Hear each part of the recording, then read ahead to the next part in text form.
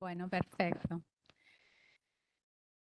Damos inicio a la penúltima clase o reunión del Ateneo del Poder Judicial de Corrientes. En primer lugar, quería saludar a todos los magistrados y funcionarios judiciales en su día. Hoy, como aniversario de la fundación de la Federación Argentina de la Magistratura, celebramos el Día del Magistrado y la Función Judicial. Y van mis especiales saludos a todos quienes se desempeñan en el servicio de justicia, haciendo votos porque sigamos brindando un servicio ágil y eficiente y de cara al ciudadano. Hoy, la clase de hoy va a ser el tema, vamos a tratar el tema diseño de la presentación. Ya hemos recorrido un camino interesante respecto del lenguaje claro. Fuimos viendo los fundamentos del lenguaje claro, vimos la selección de las palabras, la conformación del párrafo. Y hoy entonces también hablamos de la argumentación, la clase anterior, y hoy vamos a hablar del diseño de la presentación. ¿Querés saludar también? Bueno, buenas tardes a todos los participantes aquí en la sala y los que están conectados virtualmente. Y un saludo especial a todos los funcionarios y magistrados en su día. Sí, hoy nos toca la parte del diseño de la presentación. Va a arrancar la doctora Eugenia Sierra y después voy a seguir yo con algunos puntos específicos de diseño. Así que la consigna de hoy es que un buen diseño ayuda a la claridad y un mal diseño puede estropear una comunicación en lenguaje claro.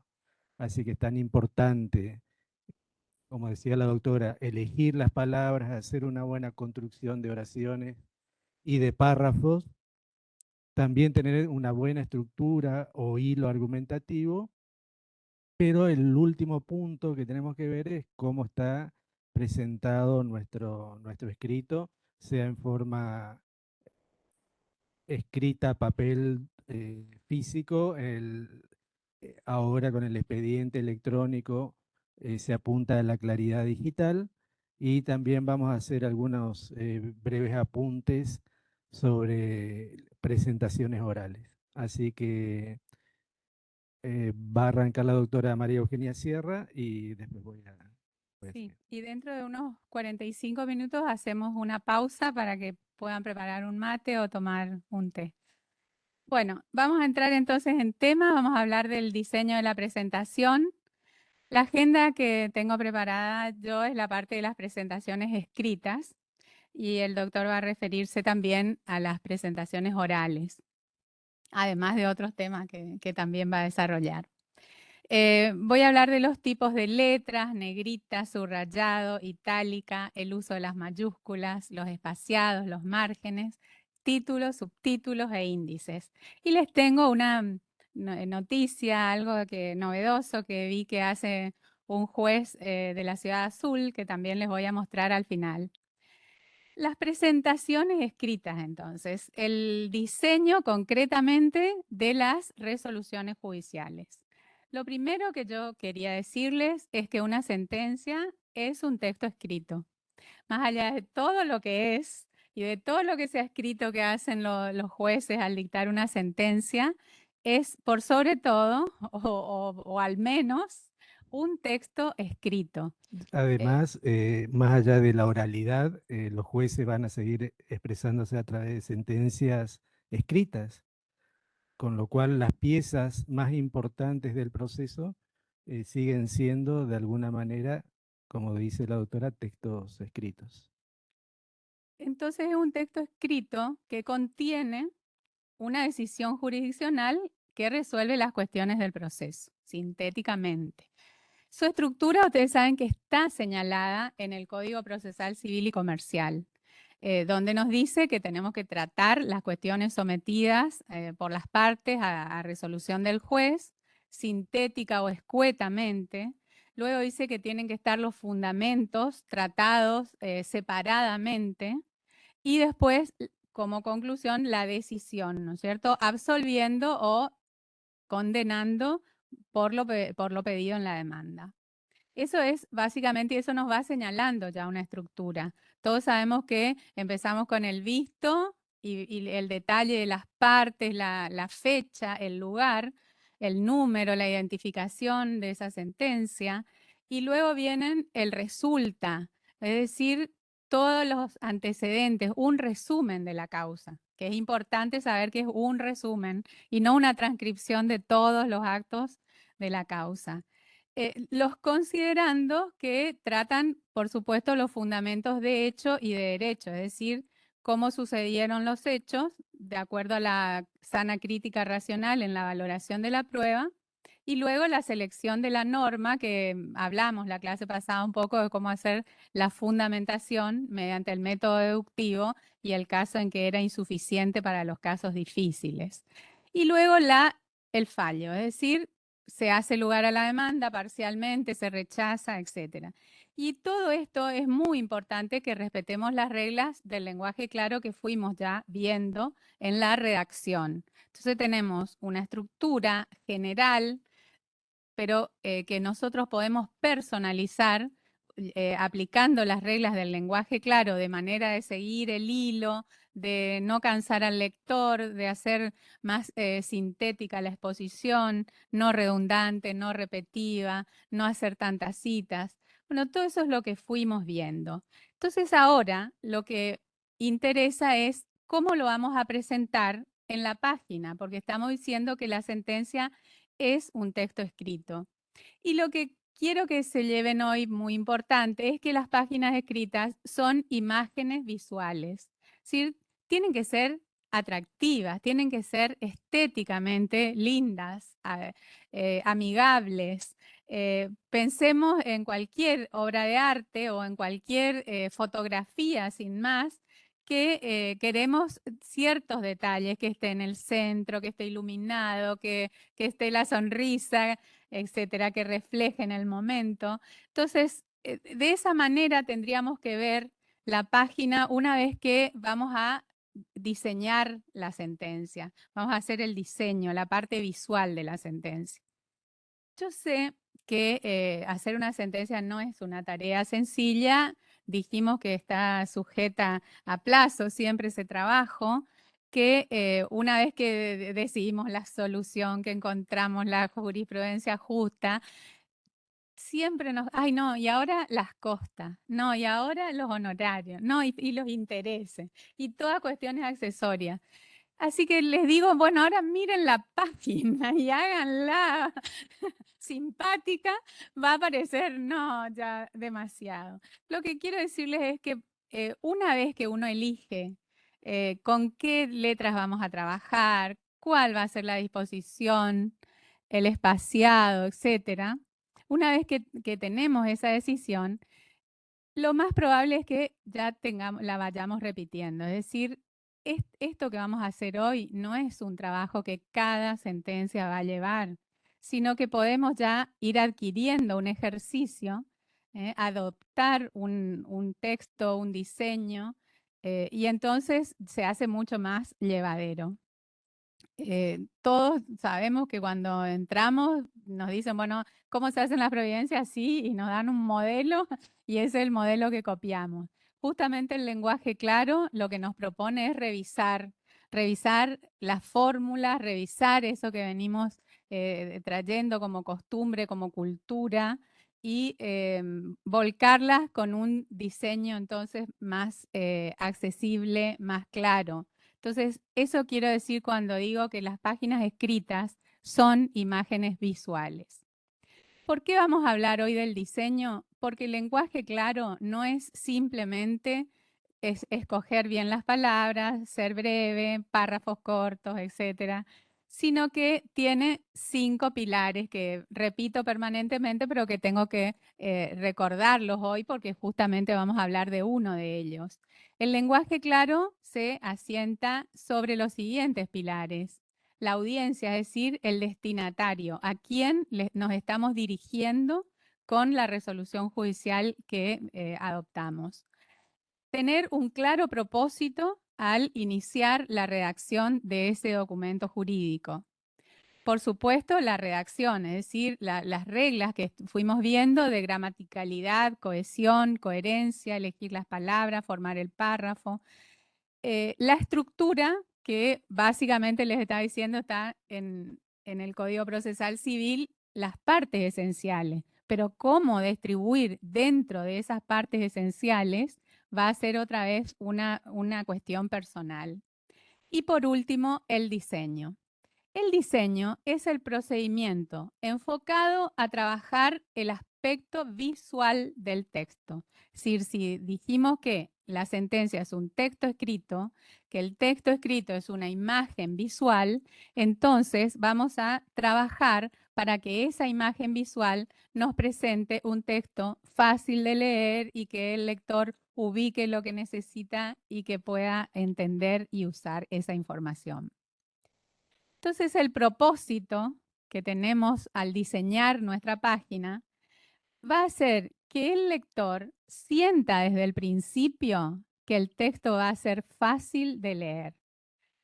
Cuando nosotros vamos a comprar un libro, por ejemplo, y elegimos las distintas ediciones, y nos viene la edición de bolsillo, con una letra pequeñita, sin espacio, y vemos la edición la editorial, entonces vamos a elegir la más amigable, la que vamos a leer con más facilidad, salvo que por otras cuestiones tengamos que elegir la edición de bolsillo, ¿no? Pero creo que enseguida uno se le presenta algo que tiene que leer y ya sabe distinguir intuitivamente, esto va a ser complicado de entender o esto es algo agradable y me va a producir satisfacción leer. Entonces, el propósito que tenemos al imaginar el diseño de la página va a ser esa, que el lector sienta que va a ser fácil de leer. Le vamos a dar títulos, índices, señales de lectura para que pueda ir moviéndose en la página con facilidad. Por eso traje estos dos conceptos de texto y paratexto. El texto, bueno, los enunciados de los que siempre hablamos. Y le llamamos paratexto al conjunto de enunciados que acompañan a ese texto principal. Pero lo que yo quería traerles es la expresión de este autor, Gerard Genevte, o algo así en francés, ¿no? Que escribió un libro que se llama Umbrales. Y él se detiene, fíjense que umbrales son justamente, es la noción de paratexto. Voy a poner mudo mi celular para que no moleste. Bueno, disculpen. Entonces, él en ese libro Umbrales trata justamente de los paratextos. Entonces, les trae, acá en este párrafo le digo que son aquellos enunciados que rodean y prolongan precisamente por presentar el texto. Presentarlo en el sentido habitual de la palabra, pero también en el más fuerte de darle presencia y asegurar su presencia en el mundo.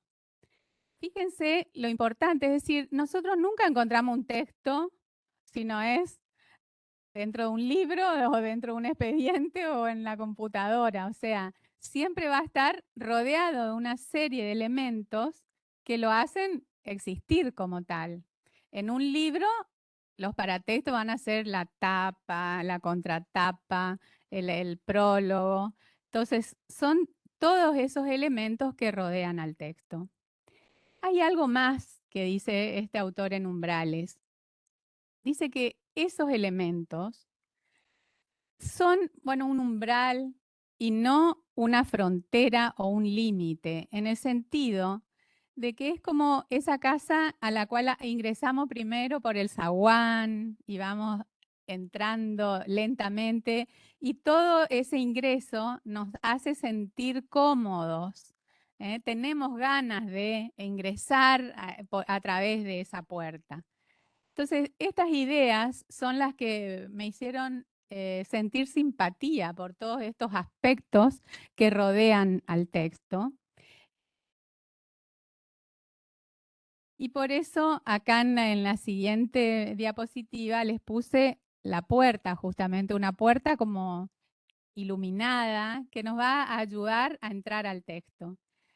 Los paratextos, por darles algunas cuestiones técnicas nada más, se distinguen los icónicos y los lingüísticos. Los icónicos son el diseño, las negritas, cursivas, el subrayado, y los lingüísticos, los que tienen que ver con el índice, títulos, subtítulos. ¿Se entiende la diferencia? Entonces, con estas ideas de lo que son el texto y el paratexto, con esa sensación de que es el umbral por el cual queremos que el lector atraviese, ingrese a leer nuestra resolución, entonces nos preguntamos cómo hacemos para ofrecer un texto más dócil, más comprensible. Y una de las cuestiones, de elementos que tenemos y que señala Casani, que ya les mencioné, este autor siempre lo seguimos con el doctor Retegui, nos explica que hay señales para leer. Y acá creo que es muy clara la señal que yo les pongo de tránsito, nos van guiando, ¿no es cierto? Esas son las señales para leer. Y hay varias señales de anticipación, por ejemplo, que serían el título, las citas, las frases iniciales, señales de resumen, cuando decimos, bueno, por todo esto yo considero, concluyo y voy dando un resumen, una conclusión. Las señales visuales, como la puntuación, el subrayado, mayúsculas, la disposición visual, imágenes, líneas, y las señales verbales, que son las que vimos para unir los párrafos, marcadores textuales como enlaces, conjunciones, preposiciones. Nosotros hoy, como nos vamos a ocupar del diseño, vamos a ver especialmente las señales visuales. Y todo digamos, estos términos más técnicos acerca de lo que vamos a ver hoy, es importante porque nos va haciendo ver la función que cumple cada una de estas señales que utilizamos a veces sin pensar tanto al redactar nuestras resoluciones. Entonces, dentro de esas están los tipos de letra. Una de las primeras cuestiones que tenemos que resolver es qué letra vamos a usar. Bajo el análisis de los tipos de letras, ustedes van a encontrar, por ejemplo, la tipografía o las fuentes. Las fuentes saben que es lo que está en Word y que elegimos en el cuadradito donde dice fuentes. Eso es entonces los tipos de letras. Por otro lado, la tipografía tiene más que ver y viene como históricamente de cuando los libros eran hechos por los tipógrafos. Entonces tiene que ver no solo con elegir la fuente, sino también con la disposición, el interlineado, los espacios y una serie de elementos que se toma en cuenta en la tipografía. Dicho esto, entonces, les quiero decir que algo muy importante que es que la forma de la letra cambia la experiencia. Entonces, a ver, ese zaguán, esa puerta que nos invita a entrar, si encontramos una letra que no es clara, nos cambia la experiencia. Como por ejemplo pasa en estos casos. En la filmina, en la imagen de la izquierda, está escrito con el tipo de fuente Times. Times es una fuente que era muy común porque la usaba justamente el diario New York Times y que entonces se extendió mucho su uso. Últimamente se fue dejando de lado esa letra que era Times New Roman y que ahora es Times. Se fue dejando de lado porque les voy a mostrar la diferencia entre las fuentes que tienen serifas y las que no tienen. Entonces, esta Times sería una fuente con serifas y la de la derecha, que se llama Arial. Las dos, fíjense, tienen el mismo tamaño, 10.5. Y como es como más redondeada, sin las puntas marcadas, entonces podría decirse que se lee con mayor claridad. Ahora les voy a mostrar la diferencia entre una fuente con serifas y una fuente sin serifas. Acá, en vez de les puse Times New Roman, les puse Arial, que es otra fuente que comúnmente utilizamos, y Calibri está acá a la izquierda, para que vean las diferencias entre uno y otro. No obstante, como últimamente se están aprobando manuales de redacción en lenguaje claro o simplemente manuales de redacción de sentencias, algunos todavía recomiendan la letra Times New Roman o Times. Inclusive algunos de los jueces que son ahora pioneros y bastante progresistas en seguir estas reglas del lenguaje claro, defienden la utilización de esta letra. Entonces, si no hay una norma, es decir, si el reglamento interno no nos dice qué letra pueden usar, queda a criterio de ustedes elegir cuál es la mejor.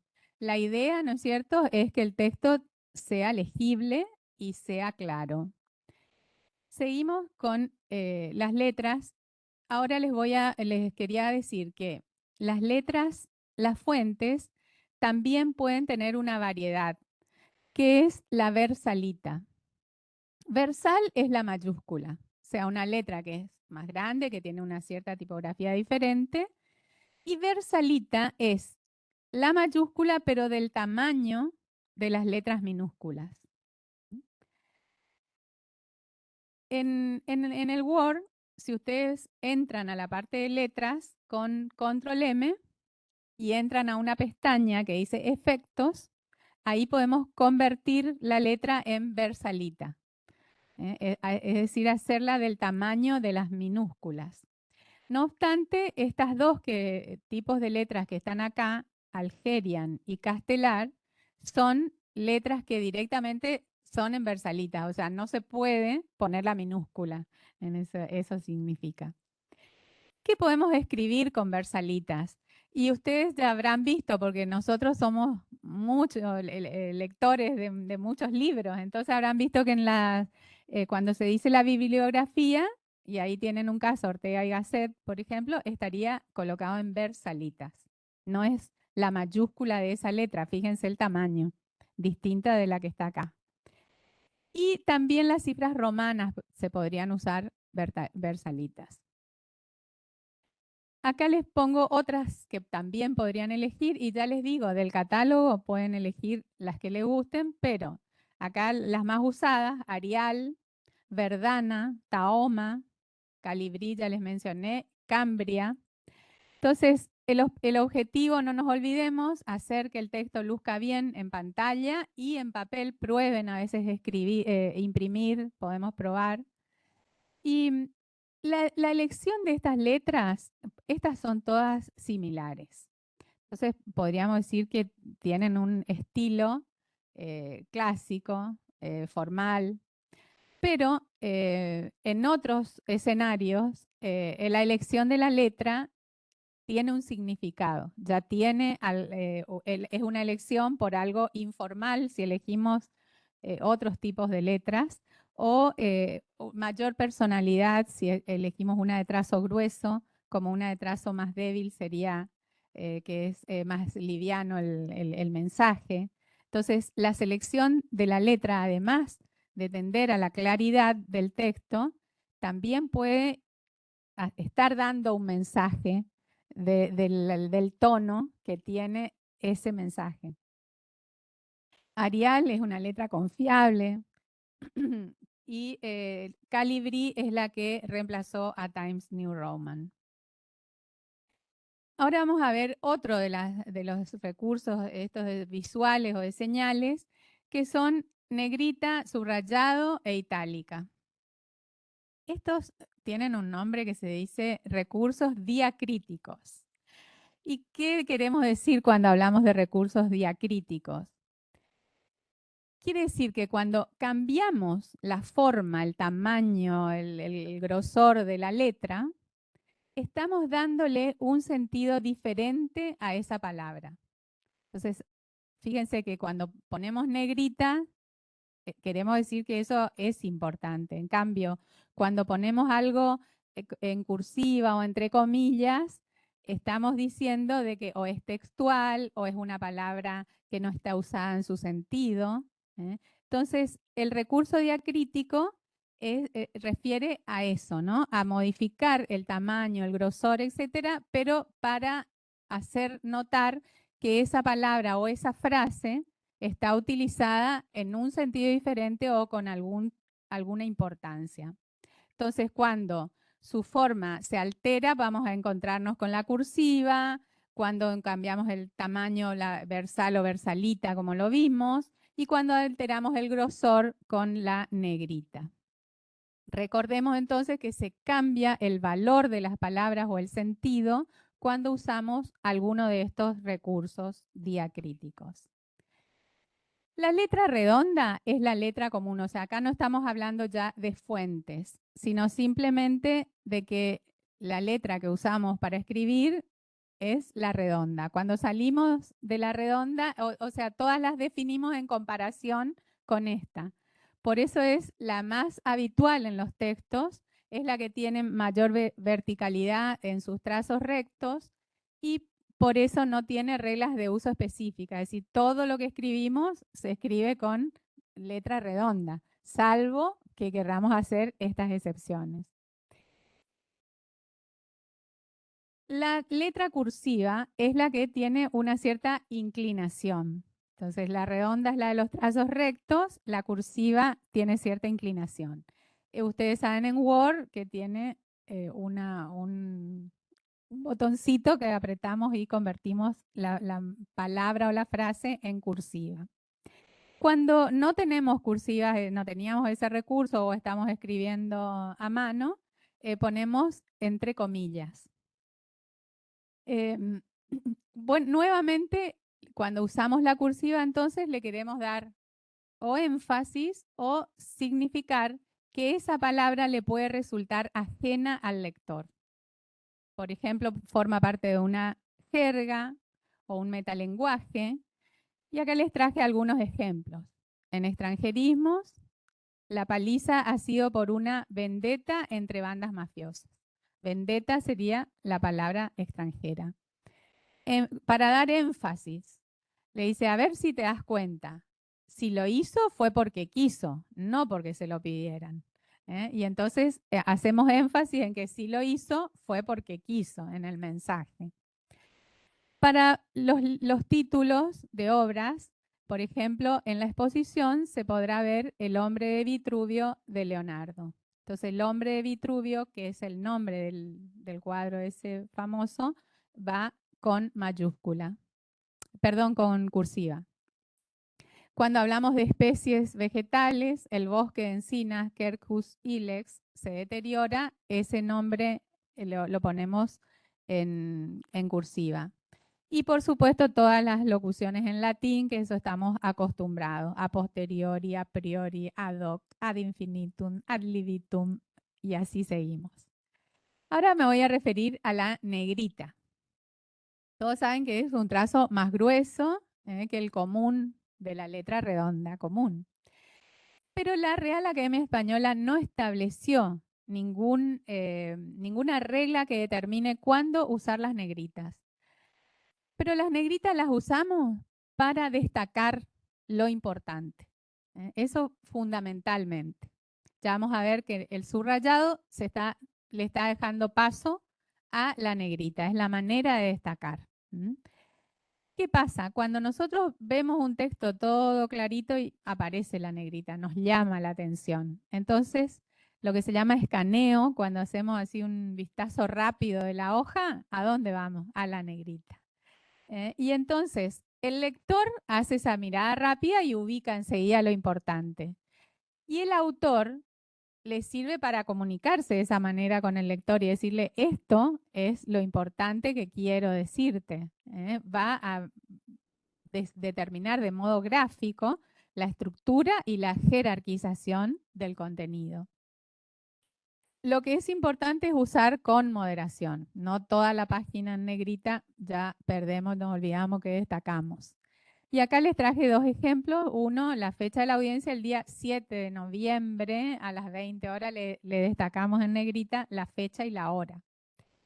Y un párrafo de una sentencia donde se destaca, ¿ven? Objeto principal, proteger la garantía constitucional, o sea, está destacando el objeto dentro de una descripción más general. Ese es el uso de la negrita.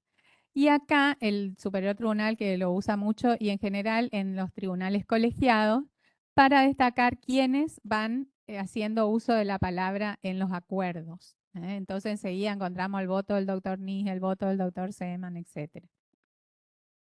El subrayado sirve para dar énfasis a ciertas secciones. A mí me gusta colocarlo en los títulos. No, pero porque, no sé, que a lo mejor me enseñaron así ya cuando estaba en primer grado a poner el deber número 1 subrayado. Pero bueno, digamos que se está dejando para resaltar, ya casi se está dando lugar a la negrita, pero puede ser que no tengamos posibilidad de usar negrita, subrayamos. Porque es una práctica que se trae de la escritura manuscrita. Por otro lado, se va restringiendo su uso porque cuando se ponen links, vieron que, o sea, enlaces de una página a otra página del mismo documento o a otro documento, aparece subrayado.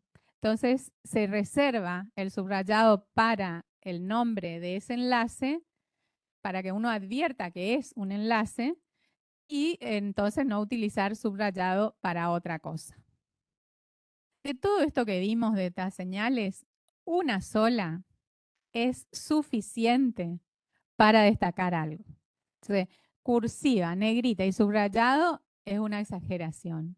Con negrita estamos. Con cursiva dijimos, vamos a usarlo en otro sentido. ¿Vieron? No es tan para destacar, sino transcripciones textuales y los ejemplos que vimos. Y también si subrayamos todo, tampoco sería. Otro tema que vamos a ver es el uso de las mayúsculas. Acá, en realidad, yo no me quise detener en todos los usos. Entren en RAE y ven. Me gustó más agruparlos de esta manera. Las funciones que cumplen. De esa forma, entonces, uno va entendiendo las reglas. La primera es la función demarcativa, es decir, donde empieza la oración, después del punto seguido, después del punto aparte, o sea, va demarcando las oraciones. Esa es la función más conocida. La otra es la función distintiva, es en los nombres propios. Todos los nombres propios nos hace distinguir que esa es una persona o algo que único. Y la función diacrítica, que ya vimos de qué se trataba, que era, sería para utilizarla. Por ejemplo, el gobierno utilizado en sentido genérico iría con minúscula. Ahora, fulano de tal demandó al gobierno provincial, pondríamos con mayúscula, porque nos estamos refiriendo a la institución. Entonces, ese sería el sentido diacrítico, diferenciar los dos sentidos que tienen la misma palabra. Cuando nos referimos a la institución, iría con mayúscula. Pero hay dos funciones más que las destacan los autores, pero que no son correctas. Las funciones de relevancia y de estilística. La mayúscula de relevancia es cuando ponemos una palabra como un cargo, por ejemplo, el ejemplo que yo les doy acá es magistrado, que es una palabra, no es un nombre propio y va con minúscula. Pero al colocarla con mayúscula, es el autor el que está queriendo darle jerarquía a esa persona o a ese cargo, a eso que designa. Entonces, esto según la Real Academia Española no está justificado de ninguna manera. Y la otra función es la de estilística, es decir, para resaltar, o sea, la función que vimos con la negrita, poner todo en mayúscula. Yo acá les puse un ejemplo, pero que así cortito no llama tanto la atención. Ahora les voy a mostrar otro. Pero Si queremos destacar así, podría usarse, pero con mucha precaución. Recordemos que cuando nos comunicamos en las redes sociales, si utilizamos mayúsculas es como gritar. Entonces, al final yo cuando miro un texto que está todo en mayúscula, instintivamente siento que me están gritando. Y acá les traigo el mismo párrafo de la sentencia, todo en mayúsculas, y el que solamente pone en mayúsculas quién es el magistrado que vota. Entonces, ahí también se nota que no es claro si utilizamos la mayúscula para todo el texto, aunque sea interesante o haya que destacarlo. Los espaciados y márgenes es el otro aspecto del diseño, y yo traje acá lo que establece el RIAJ, porque me pareció que es lo que tenemos que respetar, que está referido a los escritos y a las resoluciones. Entonces, el margen que establece el Reglamento Interno para la Administración de Justicia en la provincia de Corrientes establece un margen superior de 4,5 centímetros, uno inferior de 2,5, uno interior de 4,5 y el exterior de 1,5. Ahora, cuando hago algún borrador que tenga que imprimir, yo no respeto los márgenes porque me gusta tenerlo todo en la misma página. O sea, esto es para presentar. Se utilizan márgenes simétricos, que quiere decir que el anverso y el reverso coinciden. Entonces, al dar vuelta a la hoja, el derecho se convierte en izquierdo en el margen. Y esto, si bien ya no lo incorporamos al expediente, porque antes se explicaba así, hay que coser, sobre todo ahora después pusimos ganchos, pero todavía se protocoliza el original, así que sigue teniendo su razón de ser, ¿no? El interlineado es lo que separa, el espacio que separa una línea o un renglón del siguiente. Y ese se aconseja que sea de 1,5.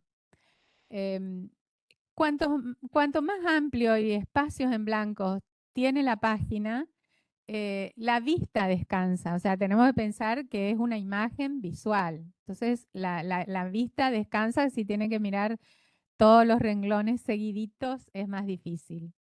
Y el tamaño, el RIAJ dice que sea no menor de 11. Así que 12, 11, 12, 14.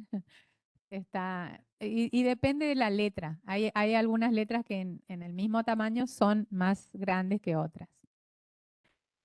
Y ahora vamos a hablar de títulos, subtítulos e índices, que es mi último tema.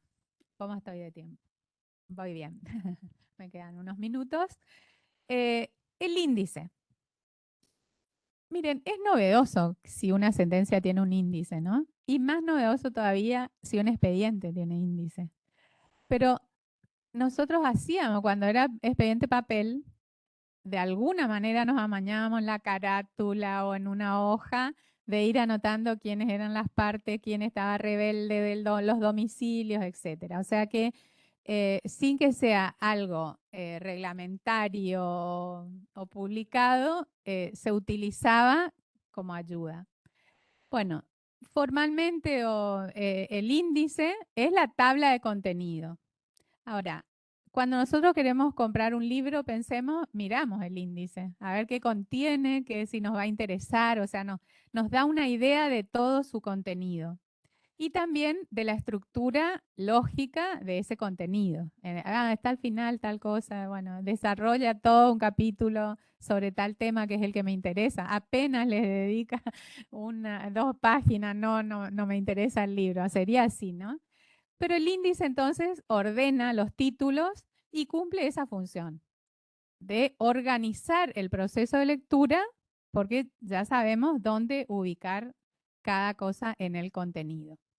Hay varios tipos de índices, pero el que vamos a usar básico o índice común, es decir, el contenido y el lugar en que se encuentra. No digo página porque en el expediente virtual ya no manejamos páginas, pero eso sería un índice. Todo el contenido, podríamos poner presentó un pagaré, sí, no, firmado, tal cosa. Y eso sería el índice, una tabla que serviría como control. También hay otras clases de índices que no hacen a la sentencia, digamos, temático o analítico, onomástico por las fechas, cronológico, ordenado de acuerdo a cómo sucedieron los sucesos, y el índice de cuadros o ilustraciones, que también nos puede servir si ponemos un índice de pericias, de fotos. Y acá les quería presentar a este juez que se llama Rodrigo Ezequiel Bionda, que es el juez de Azul. Lo que hizo él, le hicieron una entrevista y está en YouTube si les interesa. Y yo lo traje como novedad porque dictó una providencia en un juicio sucesorio y determinó: se insertará en la historia del expediente, bajo el trámite informe del actuario y en modo de lectura público, vieron que tenemos formas de que accedan las partes o que no sea público, un índice arbolado de cada actuación, con hipervínculos que permitan acceder a cada presentación o respuesta jurisdiccional desde el mismo trámite indicado, sin necesidad de ingresar en cada uno de ellos en el derrotero secuencial y cronológico de su desarrollo, manteniéndose permanentemente actualizado, aun cuando se emitan providencias simples, resoluciones interlocutorias y sentencias definitivas 4.0 que puedan complementarlos. Artículos tales de la Constitución. Entonces, lo que hace este juez es empezar a tener una visión no secuencial del expediente.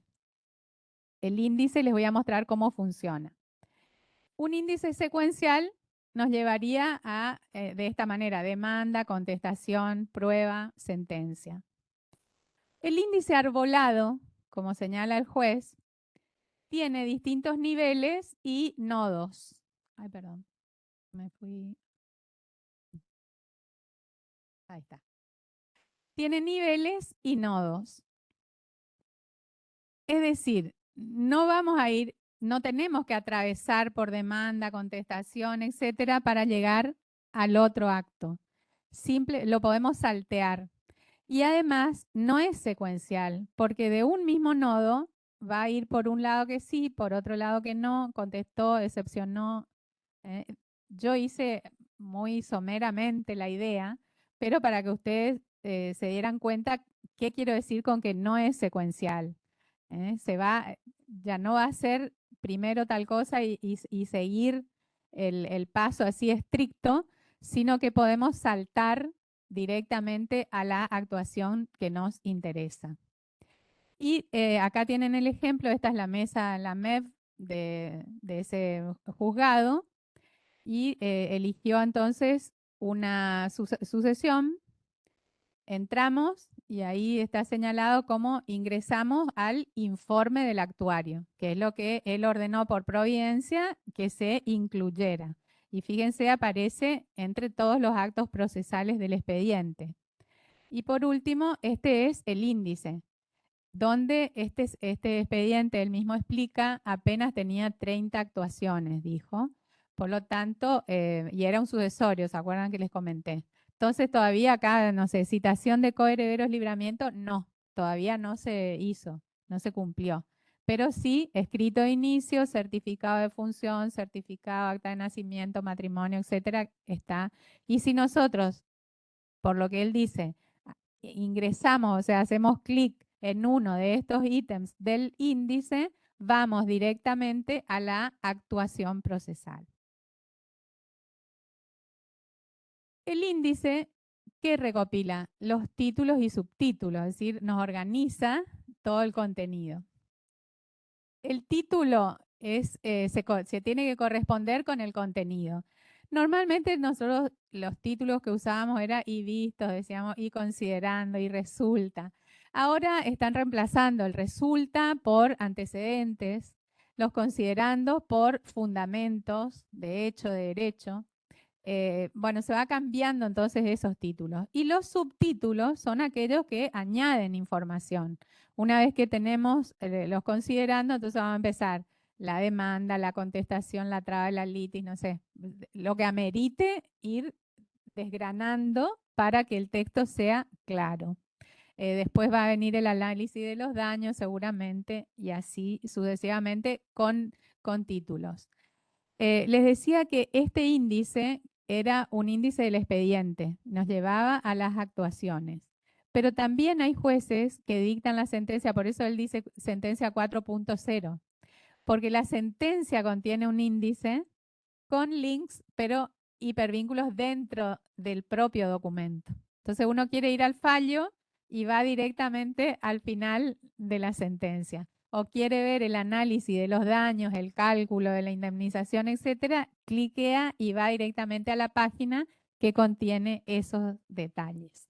Entonces, una titulación buena ayuda muchísimo a la claridad, porque por un lado refleja el contenido, pero por otro lado nos ayuda cuando controlamos que no nos olvidamos de tratar algún ítem o alguna petición que haya quedado sin analizar. Como estamos viendo, mejor dicho, la clase que viene vamos a ver un poco cómo se organiza el proceso de escritura. Y vamos a ver que vamos a recopilar información y tenemos que clasificarla, guardarla de alguna manera. Y es lo que se denominan palabras claves. Nosotros permanentemente trabajamos con palabras clave para ubicar jurisprudencia de la Corte, para ubicar precedentes en cualquier colección de jurisprudencia. Entonces, es interesante que el título contenga una de esas palabras clave, porque nos ayuda a todos para encontrar el precedente, porque siempre estamos buscando no ser coherentes o no ser incoherentes con los precedentes. Bueno, con esto llegamos ya y estoy en mi tiempo cumplido y podemos hacer una síntesis de cómo organizar la página. Los márgenes, entonces, amplios, rectos y simétricos. Encontrar un equilibrio entre el tamaño de la letra, la hoja y el interlineado. Todo eso va a depender de una percepción ocular, porque dijimos que es una imagen visual. Tenemos que preferir entonces espacios amplios, letra grande.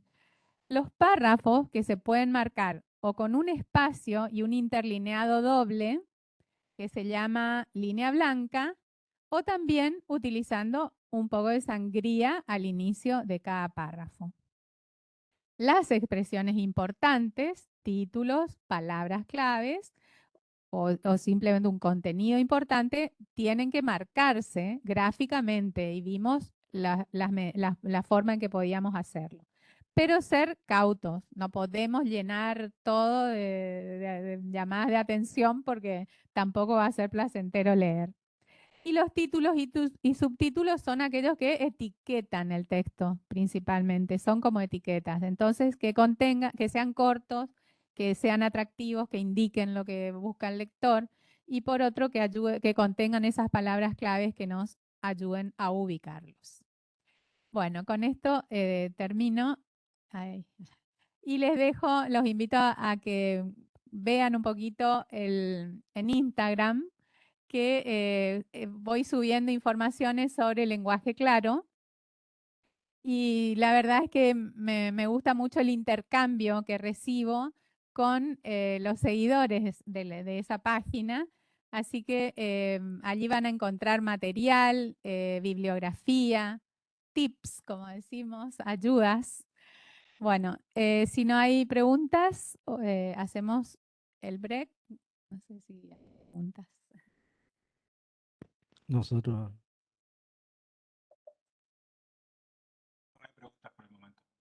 Bueno. Bueno, como no hay preguntas, hacemos un recreo de 10 minutos y volvemos a encontrarnos a las 6:10, 18:10.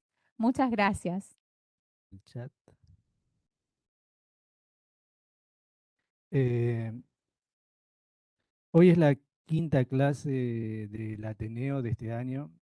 Este año la estructura del curso, el diseño del curso, estuvo pensado para dar una introducción al lenguaje claro, para que todos manejemos las mismas herramientas, los mismos conceptos, y para que algunas de estas herramientas, recomendaciones que hemos estado viendo a lo largo de todos los cursos, ustedes los puedan aplicar en su tarea cotidiana.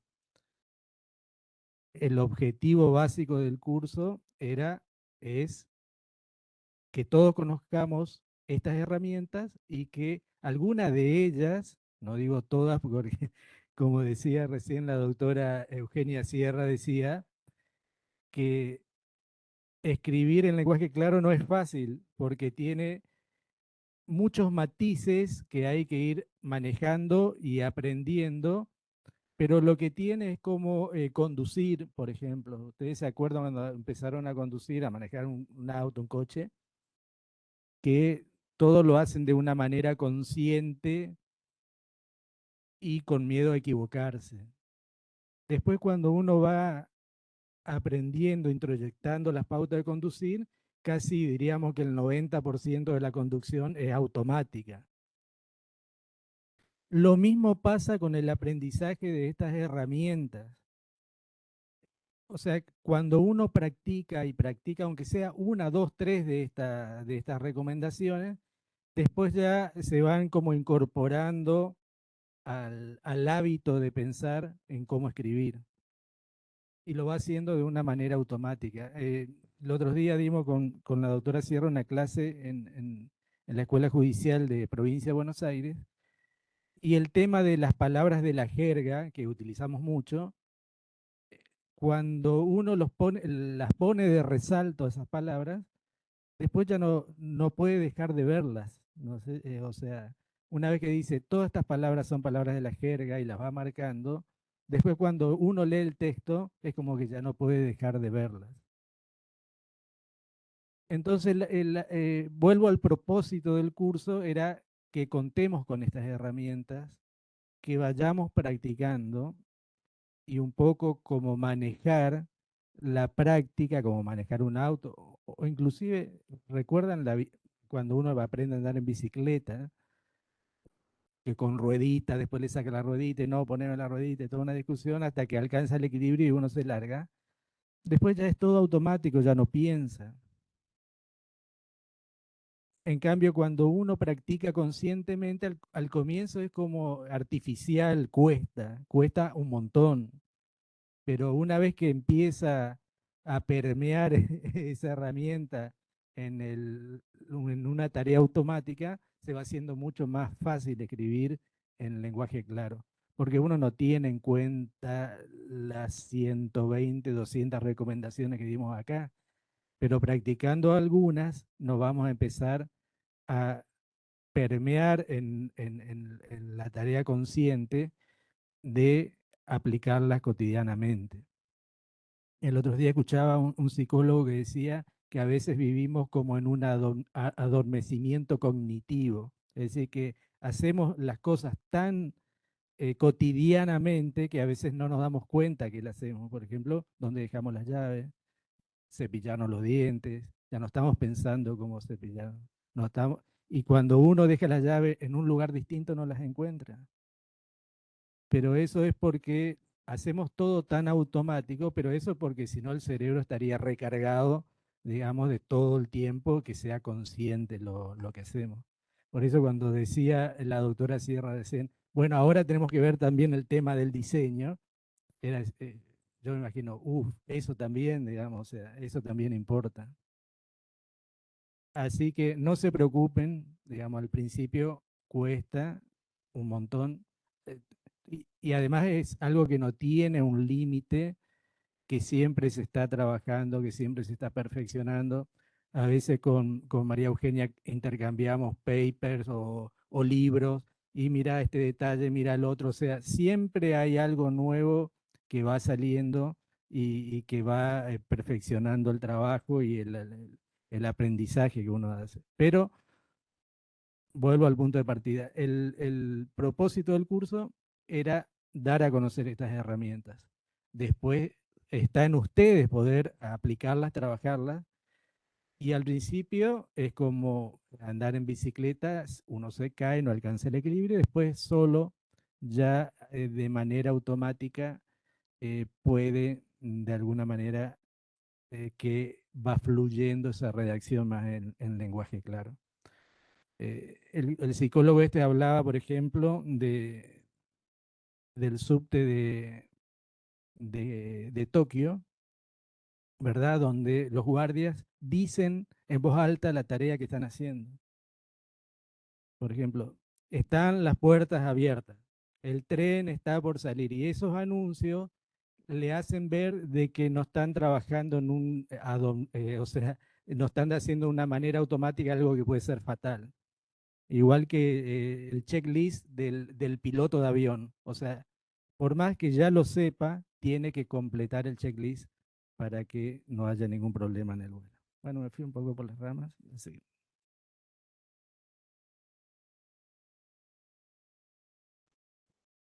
Como decía la doctora Sierra, hay 5 pilares del lenguaje claro.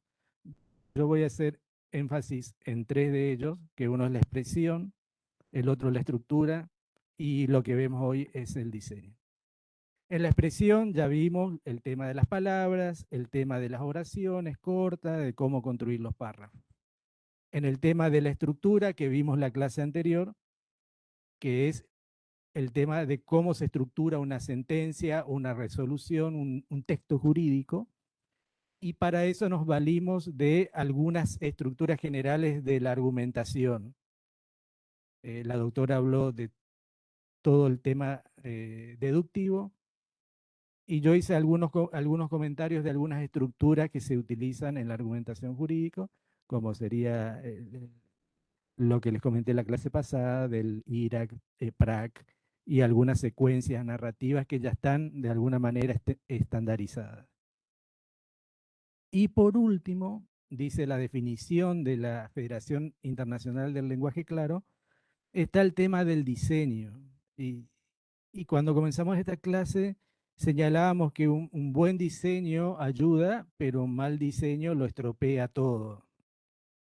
Eh, y como señalaba la doctora, por más de que nuestra construcción sea un texto, tiene una impronta de imagen que no debemos, que el texto en sí es una imagen. Por eso el lema nuestro hoy, el diseño sí importa, ¿verdad? Fíjense, fíjense el diseño de la página de Google. Siempre se ha caracterizado por tener lo más importante, que es la ventana donde buscamos el texto, está en el centro y tiene pocos botones, un diseño totalmente despejado, donde lo más importante está en el centro. Las otras cuestiones menos importantes, yo pondría privacidad un botón adelante, pero bueno, lo pusieron abajo adrede, ¿no es cierto? Y también Google usa algunos eufemismos, digamos, cuando uno dice términos y condiciones, debería decir contrato de cesión de datos personales gratuita, por decirlo de una manera. Usan algunos eufemismos, pero acá el diseño de la página es lo que le quería mostrar, que es bastante despejado. Fíjense esta, que es una página de alquiler de autos en Londres. Y fíjense esta más, que es un diseño de página que sería uno que vende rodados, ¿verdad? Si volvemos para atrás, creo que esta, con un diseño limpio y despejado, minimalista, si se quiere, es mucho mejor esta, que es atiborrada, llena de información de datos. Acá no se ve, pero digamos muchas de estas tienen backlight, tienen, ¿cómo se llaman? GIF, que se mueven, o sea que es mucho más impactante a la vista. Entren, entren. Y esta también la tuve que, de alguna manera, ustedes ven que está cortada la página, la tuve que achicar porque no sé quién diseñó así, no sé si no está hecho adrede, ¿verdad? Entonces, todo lo que tuvimos en cuenta sobre la expresión y la estructura es la mitad del trabajo. La otra mitad del trabajo es un buen diseño y tiene que ver, como decía la doctora Sierra, teniendo en cuenta al destinatario, pero también tenemos que tener que el diseño sirve a un propósito comunicativo. Y ese, ¿cuál es el propósito? Y puede ser facilitar la navegación del documento. Ustedes recuerdan la definición del lenguaje claro es que el lector encuentre lo que busca rápidamente y el diseño puede trabajar favoreciéndolo o empeorándolo. Puede servir para hacer un sumario de los puntos principales o enfatizar algunos conceptos clave. Como todo, no hay una fórmula de la bebida cola, es decir, algo que nos diga, eureka, esto es lo que hay que hacer y nos dé automáticamente un diseño que satisfaga a todos. No, hay que probar, ensayar error y hay que ver a qué público nos enfrentamos, cuál es el auditorio y cuál es el propósito comunicativo. Respondiendo estas preguntas, tal vez nos ayude a armar un diseño que satisfaga a nuestro lector. Así como la doctora Sierra hablaba de elementos visuales, yo también acá voy a hablar de elementos auditivos, ¿verdad? Pero no porque pongamos en el texto, sino voy a hablar de dos personas que tocaban el jazz de forma diferente para ver si me sirve para argumentar lo que les voy a decir. El que ven arriba, Miles Davis, el trompetista, es uno de los inventores del cool, que es un estilo de jazz, que es un estilo relajado, con notas largas, con lo que él decía, lo más importante de la música no son las notas, sino el silencio. Y que tuvo tres etapas, ¿no es cierto? Primero el cool, después se metió con el acid funk jazz y por último terminó con Marcus Miller cuando él ya estaba prácticamente quebrado. Se metió también a hacer un estilo de música, jazz electrónico. O sea, pasó por varias etapas. El otro es Pat Martino, que es un guitarrista de jazz que falleció lamentablemente el año pasado, y que tiene un estilo que nunca para de tocar. O sea, es apabullante la cantidad de notas que puede hacer en un compás. Y nunca para. Yo les invito a que los escuchen porque obviamente no estoy criticándolos, sino que son estilos diferentes. Un tema de vida de Pat Martino es que él tuvo una operación del cerebro por un tumor que tenía y quedó totalmente amnésico y no se acordaba de que era músico de jazz. Y el padre le hizo escuchar todos los discos y él reaprendió a tocar la guitarra y la reaprendió a tocar de una manera eximia como la hacía. Pero ¿qué tenía? Él disparaba las notas, no paraba de tocar. En cambio, y acá la diferencia, por eso lo pongo, Miles Davis tiene que respirar para tocar la trompeta. Entonces en algún momento tiene que parar. Por eso él decía, una de las notas más importantes del silencio, porque si ustedes ven el video, está tocando la trompeta, cuando termina la frase, para respirar. ¿Qué quiero decir con esto? Que el texto, como decía la doctora Eugenia hoy, tiene que respirar de alguna manera. No tenemos que apabullar a nuestro lector con palabras o con una pared de palabras, sino tenemos que dejar que respire, como el trompetista, que tiene que tomar aire para seguir. Un ejercicio que hacíamos en la cámara, cuando yo estaba en la cámara, es leer en voz alta un texto.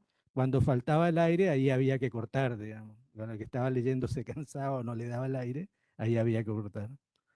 Entonces, fíjense que el formato tiene que ver con la visualización, que decía la doctora Sierra. A veces, digamos, es útil usar el zoom, alejar la página, achicarla, para ver visualmente cómo está distribuido, cómo están distribuidos los párrafos, cómo están distribuidos los títulos. Es un elemento importante alejarlo y después hacer el zoom para trabajar en un aspecto puntual del texto. Porque el diseño que tiene un texto mejora o empeora la experiencia de lectura de la persona. Y dos cosas que tenemos que evitar es las paredes de párrafo, que ahora le voy a mostrar uno, y lo que decía Eugenia es tener cuidado con los énfasis. a veces si uno le suma subrayado, negrita, itálica, etcétera, no hace más que empeorar el diseño. Algún purista decía que si el argumento es importante, se da énfasis a sí mismo. Bueno, pero a veces hay que darle un realce con otras cosas. Vamos al ejemplo. Este es un fallo de la Corte, se llama Aguera contra Provincia de Buenos Aires. Les explico brevemente qué consiste el caso. El caso consiste en que la provincia firmó un pacto con las demás provincias para eximir determinadas actividades, por ejemplo, esta es que es transporte eléctrico, del impuesto al ingreso bruto. La provincia firma ese pacto y dice, yo voy a eximir esta actividad. Pasó el tiempo y no cumplió con ese pacto, sino que no solo que no las eximió, sino que aumentó la alícuota. Entonces la Asociación de Grandes Usuarios, Aguera, le hace una demanda, una acción declarativa a la provincia de Buenos Aires y le dice, vos firmaste un pacto donde te estás obligando a eximir esta actividad y resulta que la seguís cobrando. Ese es el contexto del fallo. Y yo tomo un considerando, lo pueden leer completo, ahí está la cita, tomo 322, página 1781. Es un leading case, o sea, léanlo porque está bueno. Pero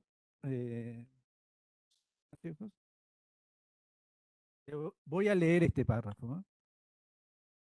Dice que el pacto, está hablando del Pacto Federal del Empleo, del Crecimiento, que es del año 1993, dice que el pacto comporta por sus alcances y contenido la manifestación positiva del llamado federalismo de concertación, tendiente, acá me está tapando algo, a, según se expresa, establecer mediante la participación concurrente del Estado Nacional y las provincias un programa destinado, como en el caso, a adoptar una política uniforme que armonice y posibilite la finalidad común de crecimiento de la economía nacional y de reactivación de las economías regionales.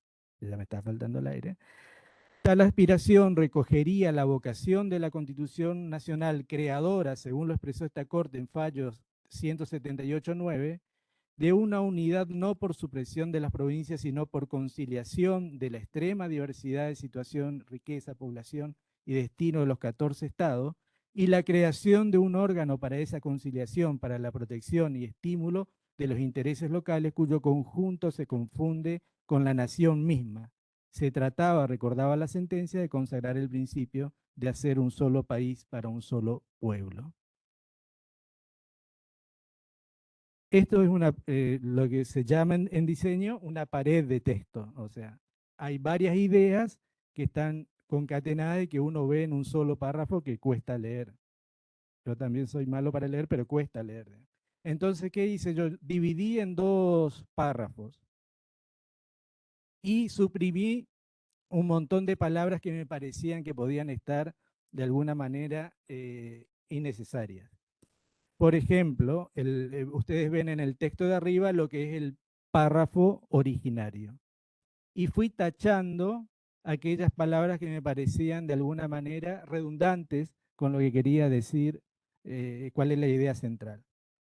Entonces, ven el párrafo de arriba y en el párrafo de abajo es mi humildísima corrección. Y dice, el pacto constituye la manifestación del federalismo de concertación. Si está hablando del pacto, tiene que ver con el contenido del pacto. O sea, y en el párrafo de arriba ven que lo aclara.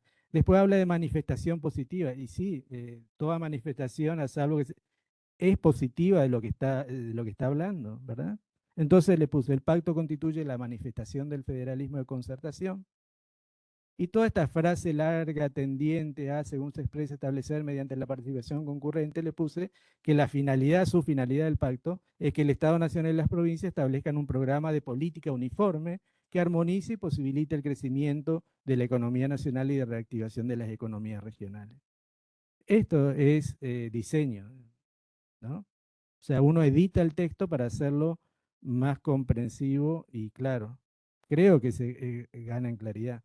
Fíjense el otro párrafo que era bastante largo, que tenía incrustado en el medio una cita. Lo que hice es correr la cita, que es la referencia al fallo, al final, y traté de que el párrafo sea más corto. Recepta, sí, estamos hablando del pacto, la vocación de la Constitución Nacional de crear una unidad que concilie la diversa situación, riqueza, población y destino de los 14 estados. Acá no hay punto y coma, yo le puse punto y coma, y la creación de un órgano para esa conciliación, para la protección y estímulo de los intereses locales cuyo conjunto se confunde con la nación misma. Se trata de consagrar, vieron que acá había una frase incrustada que la saqué, de consagrar el principio de hacer un solo país para un solo pueblo. Entonces, esto es una pared de texto. Esto es, digamos, un texto más sucinto y que yo veo que respira. Respira quiere decir que, como decía, la línea blanca que hay entre los párrafos, el comienzo, la letra redonda. Fíjense el tipo de fuente que usa la Corte, ahora creo que lo cambió, pero ahí era Courier New, que era lo que la vieja tipografía de máquina de escribir, ¿verdad? Yo acá lo hice en Arial, que es la que no tiene serifa, es redonda, que es fácil de leer. Entonces, esto un poco es lo que le queremos señalar cuando hablamos de diseño. Una pared de texto versus un texto que respira. Y a veces basta, yo corregí, edité el texto para hacerlo más breve, a veces basta con separar en dos párrafos lo que está en un solo párrafo y dejar una línea blanca para que el texto respire. Otra de las formas que inciden en la claridad del texto, como decía la doctora, es el uso de títulos y subtítulos, ¿no es cierto? En la clase pasada vimos el tema de la estructura del texto, la estructura argumentativa, el hilo argumentativo. De alguna manera, los títulos tienen que seguir esa estructura. Y los títulos nos ayudan a que la persona lector vaya directamente a lo que les interesa. Por eso decimos que facilita un poco la navegación del contenido del documento. Y también si numeramos los títulos, también ordenan de alguna manera nuestro argumento. O sea que nos ayuda a nosotros, nos ayuda al lector, a todo aquel que produce un texto, el hecho de tener títulos y subtítulos. Ahora, ¿qué debemos evitar en los títulos y subtítulos, sobre todo de una sentencia? Es lo que actualmente se conoce como clickbait, que es la trampa del click sería, ¿no es cierto? Esto saqué del diario La Nación de ayer, ¿verdad? Fíjense los títulos. No, no son los títulos que antes informaban, digamos, son títulos que son como acertijos. Los voy a leer. Demuelen parte de la emblemática discoteca Q. ¿Qué harán en ese espacio frente al mar? ¿Por qué lo ponen así? Para que uno cliquee. Fíjense este que ya es una especie de storytelling. El excéntrico millonario que escapó de Hitler se casó con una estrella de Hollywood y creó un imperio en Argentina. O sea, ya es toda una historia en el título. Entonces uno quiere saber quién es, no dice fulano de tal hizo tal cosa, ¿no? Después, a propósito de los funerales en Inglaterra, los secretos de la corona imperial que adorna el féretro de la reina Isabel. ¿Y cuáles son los secretos? Uno tiene que cliquear para poder leer. Y la otra era ¿por qué las mujeres no ganan la voz argentina? También era un título, ¿verdad? Era un título. Yo me imagino, acá dice algunos que no recomiendo que hagan una sentencia, por ejemplo, la excéntrica empresaria que se casó con el bailarín demandado y organizó una fiesta clandestina en plena pandemia. Esto en un expediente penal. Los secretos mejor guardados, la expresión de agravios del demandado. O por qué los hombres no ganan los juicios de desalojo contra sus exparejas. Perfecto. Esto no lo recomiendo, digamos. Lo que sí, digamos, se empezaron a ensayar algunos títulos que ordenen el documento, y en esto yo tuve no una pelea, pero sí, digamos, no estamos acostumbrados en el Poder Judicial a usar títulos y a veces nos cuesta, salvo el título de los votos, el título de los autos, etcétera. Pero meter títulos adentro de una sentencia es como que todavía nos da un poco de cosita, ¿verdad? Pero también nos sirven para ordenar la estructura. Algunos títulos que ya son genéricos, pero aún así sirven. Por ejemplo, antecedentes de la causa, expresión de agravio, solución del caso. En algunos casos yo lo utilicé así. Otro es las pruebas, si hablamos de las pruebas. Después, si ponemos el foco en la pericia accidentológica, ponerle el título. Si hay una impugnación a esa pericia, poner el título, la impugnación de la pericia. Y si hay una, esto porque estaba en cámara, la resolución apelada era aquella que rechazaba las impugnaciones, por ejemplo. Entonces, está la prueba, un marco más genérico, la pericia. Si quieren, bueno, ahora vamos a ver algunos más explícitos, pero digamos esto, aún genérico, ayuda a ir bajando. O sea, tenemos las pruebas, pericia, la impugnación y la resolución a esas impugnaciones. Como decía hoy María Eugenia, también hay títulos secuenciales, digamos, la demanda, la contestación de demanda, y si no hay pruebas, la declaración de puro derecho. En esto no hay normas, no hay normas, son normas de estilo. Ustedes pueden poner los títulos que más les facilite la lectura a nuestro destinatario. Y también sirve un orden de trabajo para nosotros, ¿verdad? Y acá esto es a mi gusto, que yo prefiero los títulos más específicos que genéricos. Hay un fallo que la doctora hizo la disidencia, que hicimos, se llama Institución Salesiana, sobre una regulación de honorarios. Les pido que los busquen porque ahí tomé especial cuidado en poner títulos más específicos. Después la otra que me envió la doctora, que era también un desalojo, Pinedo, el caso Pinedo, que es una nulidad de una notificación a una persona en condición de vulnerabilidad que no respeta las reglas de Brasilia. En ese también cada parte es como que tiene un título específico. Un poco el título tiene que brindar información como ponía la doctora Sierra, tiene que ser de alguna manera predictivo de lo que va a suceder a continuación, ¿no es cierto? En algunos casos, que son, por ejemplo, casos procesales, que por ahí nuestro destinatario no es el justiciable, sino que son los colegas profesionales, digamos, he utilizado los títulos a manera de conclusiones, ¿no es cierto? Ya si uno lee la resolución abajo que resolvieron, ¿no? El recurso será rechazado, la demanda será rechazada, yo lo ponía al comienzo, cosa que ya de entrada sabía cuál era la suerte de ese recurso. Fui probando, hay que probar, no hay nada dicho al respecto. Y después hay que revisar un poco la jerarquía de los títulos, que a veces numeramos y no respetamos esa numeración. Por ejemplo, numerarlos considerando, yo tenía una pelea, yo quería poner números y no números romanos, ¿no es cierto? Me parecía más fácil, pero digamos, son cuestiones de estilo que hay que ir revisándolas, que a veces la Corte ahora adoptó la numeración clásica, digamos, no los números romanos.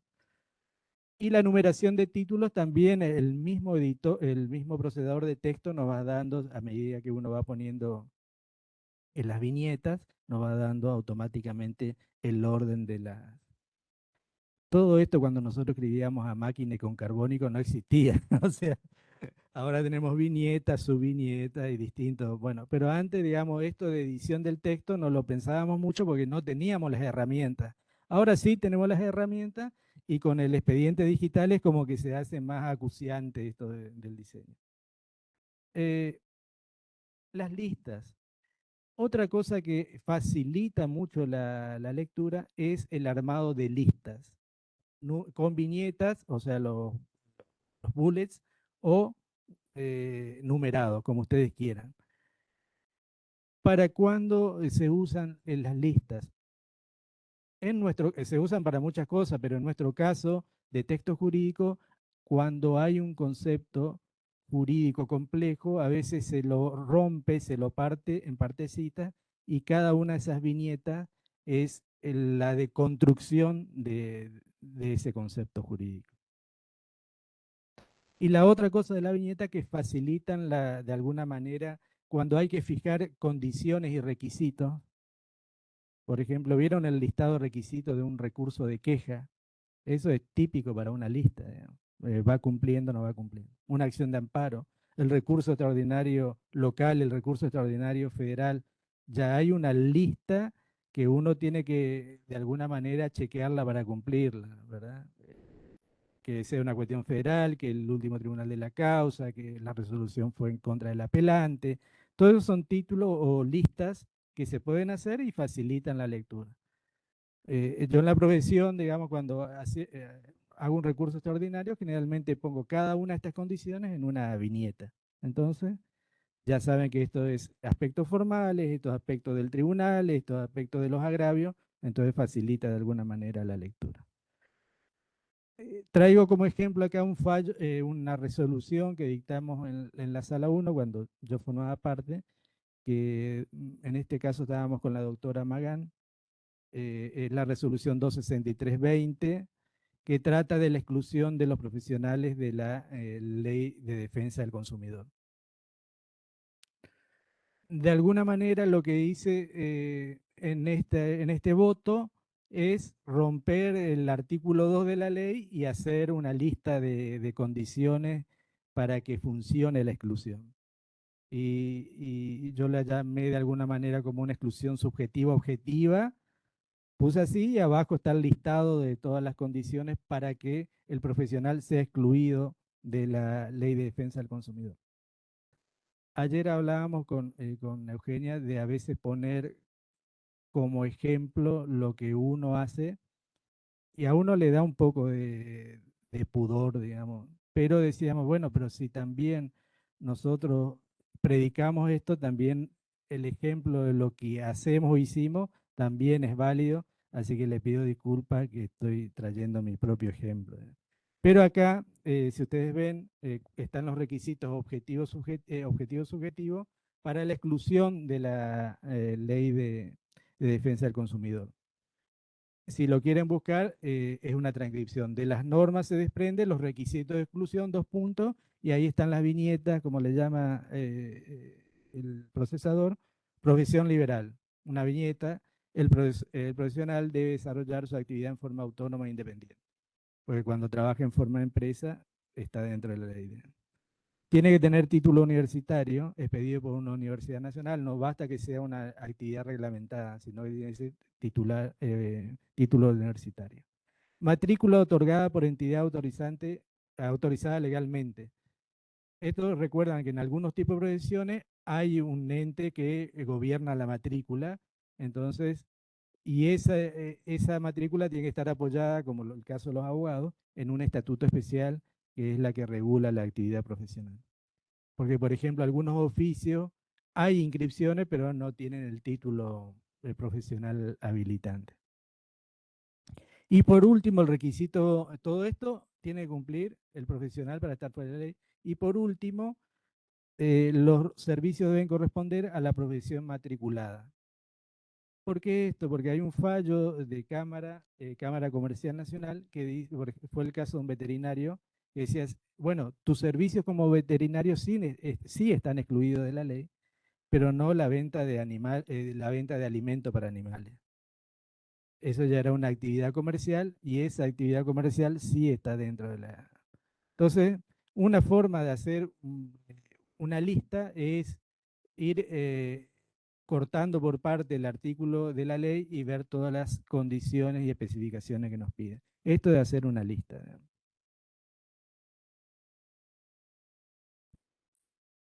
Entonces, 3 cositas. Paredes de texto, dividan los párrafos, dejen que el texto respire, así como Miles Davis, digamos, que respiraba y después tocaba. Los títulos nos ayudan a navegar, pero los títulos tienen que ser útiles, no digamos, no sigan los ejemplos que di, digamos. Y por último, digamos, usen las listas cuando quieren decir algo que es complejo, vayan partiendo por parte y la verdad que facilite también el texto respira cuando hay una lista, porque uno va dejando espacio entre ellos, ¿no? Ahora, esto se aplica, digamos, también a una presentación oral, todo lo que venimos diciendo, y la respuesta es sí. A una presentación oral también necesita ser diseñada por alguna manera, preparada para que salga bien. Ejemplos, pueden ver las charlas TED, digamos que ahí en 17 minutos tienen que transmitir un solo concepto relevante. Miren YouTube, charlas TED, y ahí van a ver presentaciones orales. ¿Qué tiene esas presentaciones orales? Estos tres puntos centrales. Uno es la preparación, el otro es hay que tener, como decía la doctora, si el texto escrito es visual, hay que tener en cuenta el escenario y las herramientas de una presentación oral, como lo que sucede acá en este momento. Es decir, hay que tener en cuenta el escenario y las herramientas que tenemos para... Y el otro es el guión. Ahora vemos cada uno de ellos. Bien. Por ahí esto sirve para las partes o para el Ministerio Público.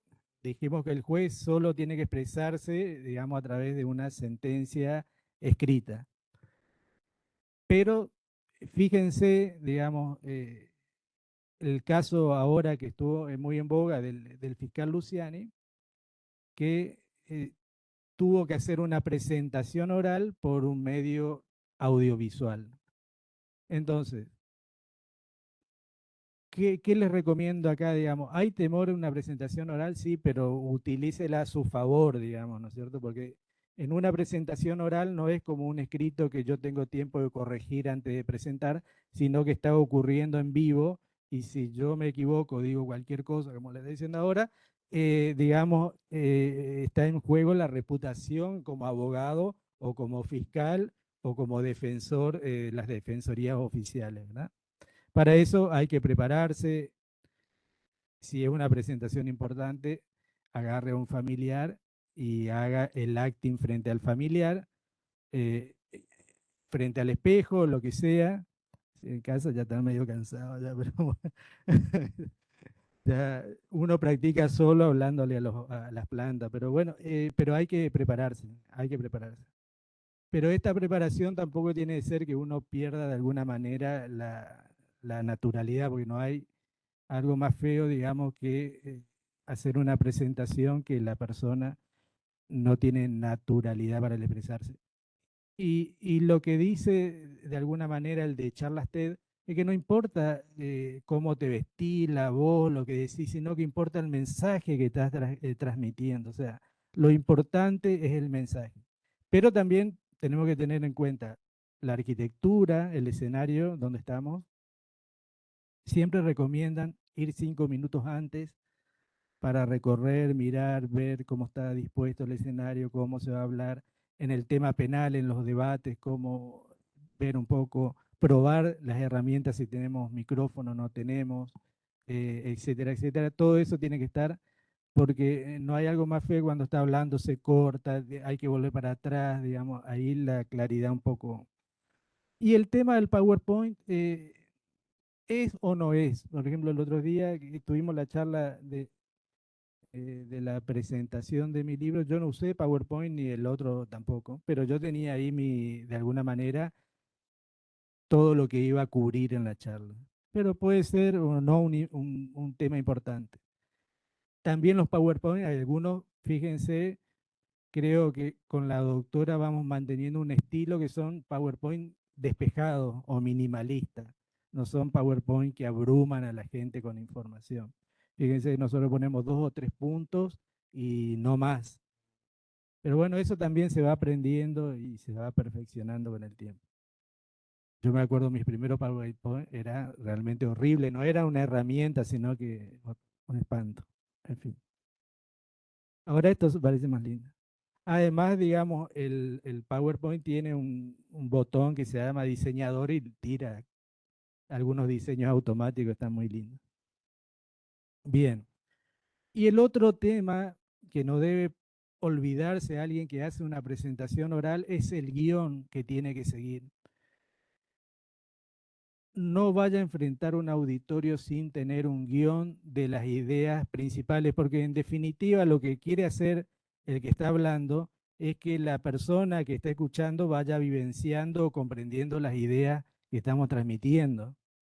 Entonces, en eso de reconstruir mi idea en tu mente y que vos la comprendas, tenemos que seguir una estructura, un orden, un storytelling, una historia que estamos contando para que eso sea comprensible. Si saltamos de un punto a otro y no tiene ni pies ni cabeza nuestra presentación, así como un texto escrito, también lo vamos, el escucha lo va a sufrir. Fíjense también, volviendo al alegato de Luciani, del doctor Luciani, decían, eso está guionado.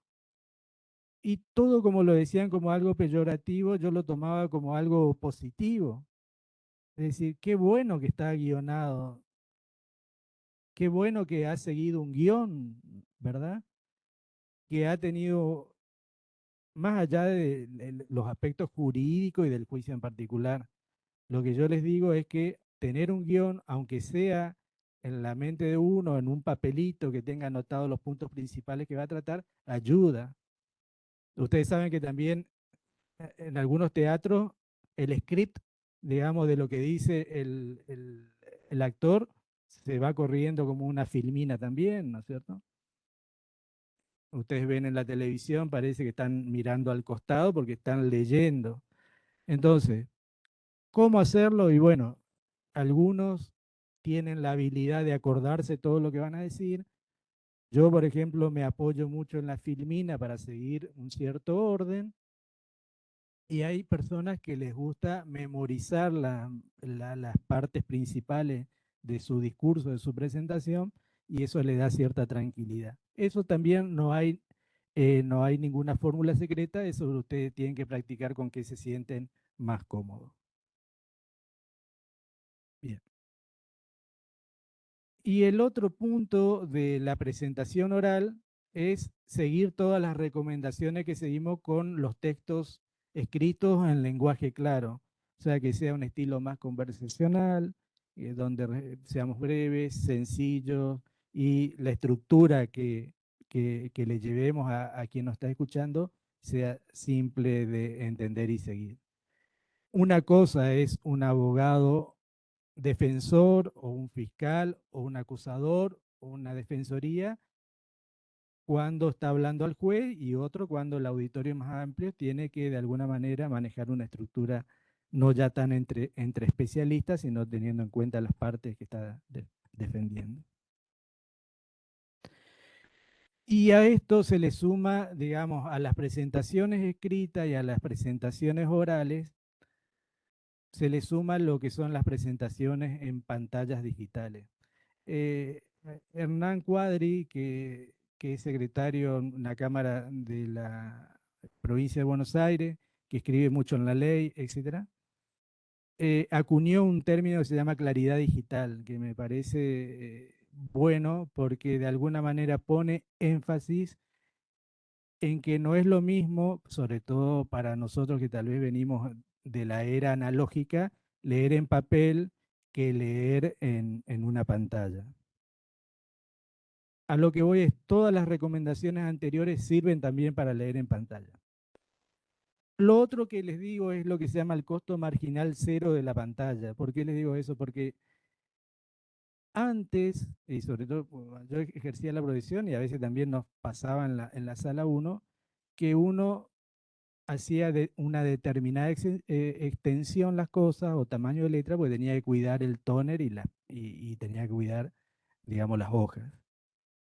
Entonces, digamos, ese costo nosotros lo teníamos en cuenta para poder diseñar nuestro documento, que era el valor del tóner y el valor de la hoja. Y al pasar al expediente electrónico, eso ya no tiene valor, por eso le digo el costo marginal cero. O sea, hacer 40 hojas digitales es lo mismo que hacer una. Es lo que me decía la doctora Fernández cuando dimos clase en la Escuela Judicial de La Pampa, que los escritos de los abogados cuando pasó al expediente electrónico se habían de alguna manera extendido porque ya no tenían el costo del papel y del tóner. Entonces hacían escritos de 40, 50 carillas como si nada porque el costo marginal es cero. Entonces tenemos que tener en cuenta esto y ella estaba proponiendo por eso sacar una guía también de recomendar a los abogados que no hagan, hasta creo hace poco salió que lo sancionaron, lo despidieron a un abogado por hacer copy y pego. A veces cuando son los expedientes digitales, el copy y pego no tiene costo. Y esto tenemos que tener en cuenta que a veces extiende innecesariamente nuestro escrito. Y hay que tener en cuenta también los distintos tipos de pantalla en que leemos. Esto, bueno, requiere de una exploración, de un estudio.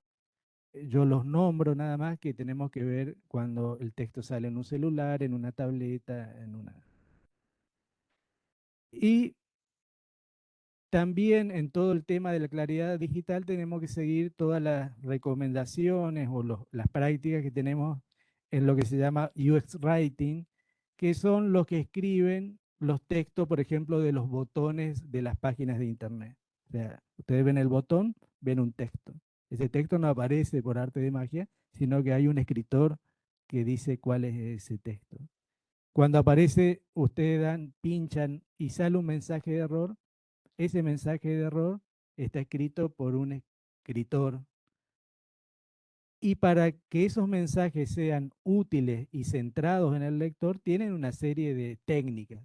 Bueno, sería bueno también conocerla, esto tal vez podría ser para el año siguiente, saber un poco de cómo es escribir ese mini o micro estilo que es escribir en un botón, que es escribir en una página web un mensaje de error, o cuando, eh, ya que hablábamos de los hipervínculos, cómo diseñar, digamos, el hipervínculo.